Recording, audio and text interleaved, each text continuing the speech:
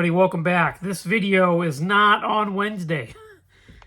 This is going to take place of my Wednesday like midweek update video because, to be quite honest, I have almost next to nothing as far as build progress to show you guys, and I have no new kits. Nothing new in the mail.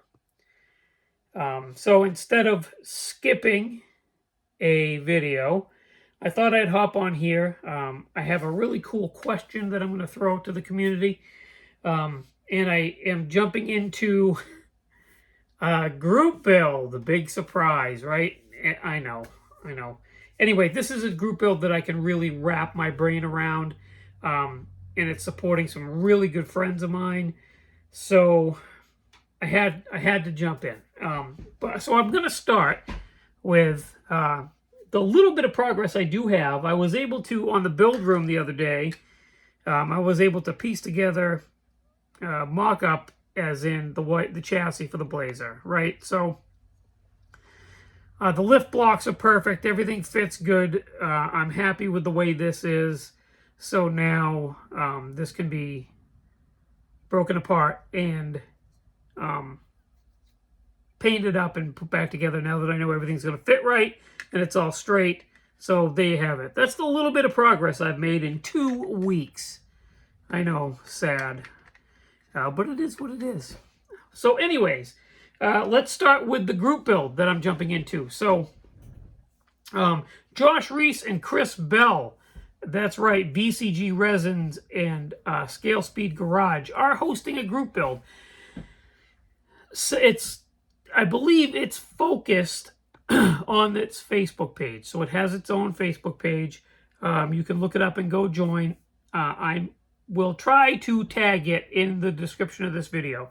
But it is the Prostock effing everything group build. And the theme for this is they want to see people build Prostocks out of the craziest stuff you can think of. So no Chevelle, well, I mean, no Chevelles, no Vegas, no Camaros, no Mustangs, no Chargers, that kind of stuff. They want to see like smart cars and limousines and minivans. I didn't even think of minivans. I don't have a minivan, so I guess that's okay. But wild stuff like that. Stuff that you wouldn't think would be Prostock. The rules are the build has to contain at least one part from VCG Resins or Scale Speed Garage, right? So one part. You can go to VCG Resins and pick up wheels and tires. He's got a really cool Prostock engine there. He's got a host of drag racing stuff. So at least one part from them. And I believe you can get files from Chris and maybe print yourself. I was on the Facebook page and saw a couple of guys that started printing stuff for themselves, which is cool too. Not my deal, but that's okay. The deadline is December 31st. What a good deadline.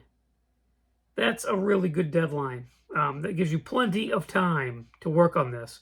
So, inevitably, I jump into all these group builds, and also inevitably, I say I'm never going to do it again, right? But I am. I think I can make this one. I've got the rest of the year. It is going to be an extensive project. It's not going to be a kind of build it right out of the box.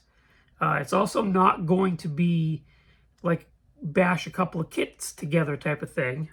It's going to be kind of extensive, but I think it's going to be a lot of fun. So what am I going to Prostock?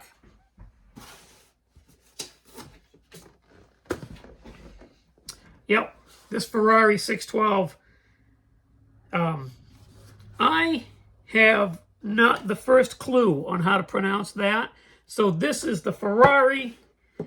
Let's see. When I figure out what motor I'm going to put in it, it'll be the Ferrari whatever motor, spaghetti meatballs.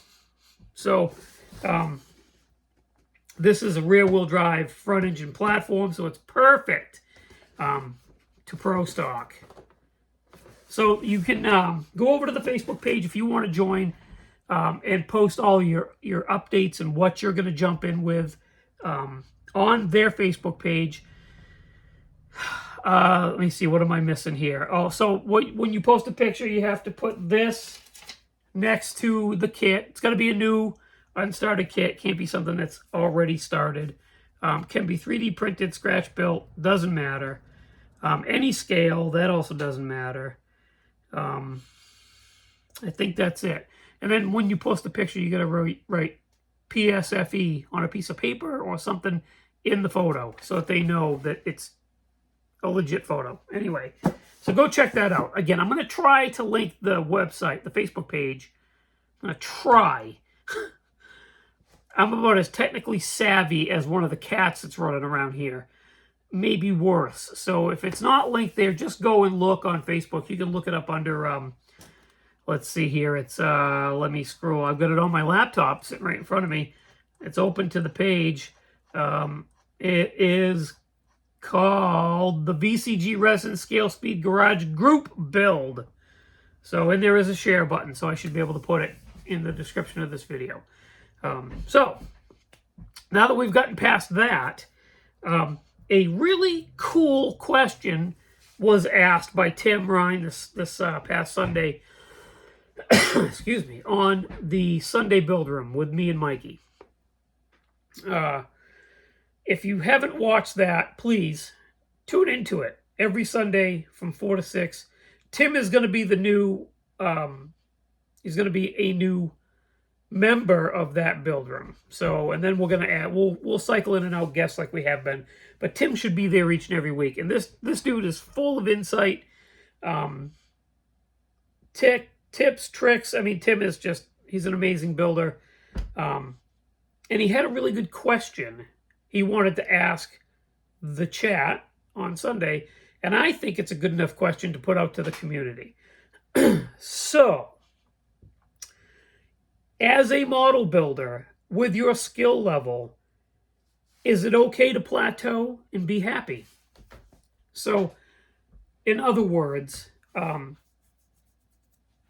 in Tim's words, I should say, he has gotten to a point where he can build a very nice box stock plus model. So that's what I kind of also consider myself mainly a box stock plus.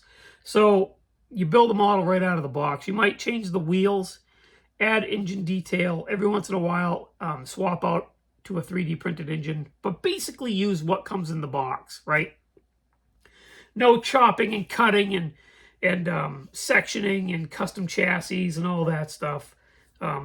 Although I have done that in the past, I prefer to stick to box stock plus for myself, and every once in a while do something sort of crazy, right? But his question was, is it okay to end there? Because he never cuts anything up. He never uses aftermarket chassis. He doesn't kit bash. He doesn't do any of that stuff to a serious degree, and he's happy with that, which transitioned into, for me, is it okay to plateau and not want to, for instance, paint and body? I do a pretty good job with rattle cans, and I can do an okay job with the airbrush, and I have a lot of people tell me, you need to throw out your rattle cans and you need to like just practice with that airbrush. You'll get comfortable, and before you know it, you'll never want to go back to rattle cans. Well, that's fine and dandy, but I'm not at that point. I don't want to do that. I'm happy where I'm at. So I've plateaued. I can use an airbrush. I prefer not to. I'm just not comfortable with it. And everybody's right. I probably would be more comfortable with it and become better with the airbrush if I got rid of all of my rattle cans and just practiced. But I don't want to. I'm happy where I'm at. And the majority of the people in the chat said, do what makes you happy, this and that. But there was a few of them that said that they needed to learn new skills for them to remain happy in the hobby. And I also get that. You can become bored, or the hobby can become stagnant. So I see both sides of it. My question to everybody out there, other YouTubers, people that are going to comment on this video, everybody, what do you think? Is it a bad thing to plateau and just maintain the level you're at without having any interest to learn new techniques? So, there it is. That's my question. Again, this video will replace the Wednesday. There'll be no Wednesday video. I'm sorry, guys. There will be, obviously, there'll be a Saturday and a Sunday video coming next week. But I think between Taxi and Ryan back and forth and wanting to get a little bit ahead on the build of this Blazer, I think I need to give myself a week. So look for my next video on Saturday. Answer my question, if you please, and enjoy your week. Hope you guys get a lot of bench time. Hope you get some nice weather. I just hope you're happy.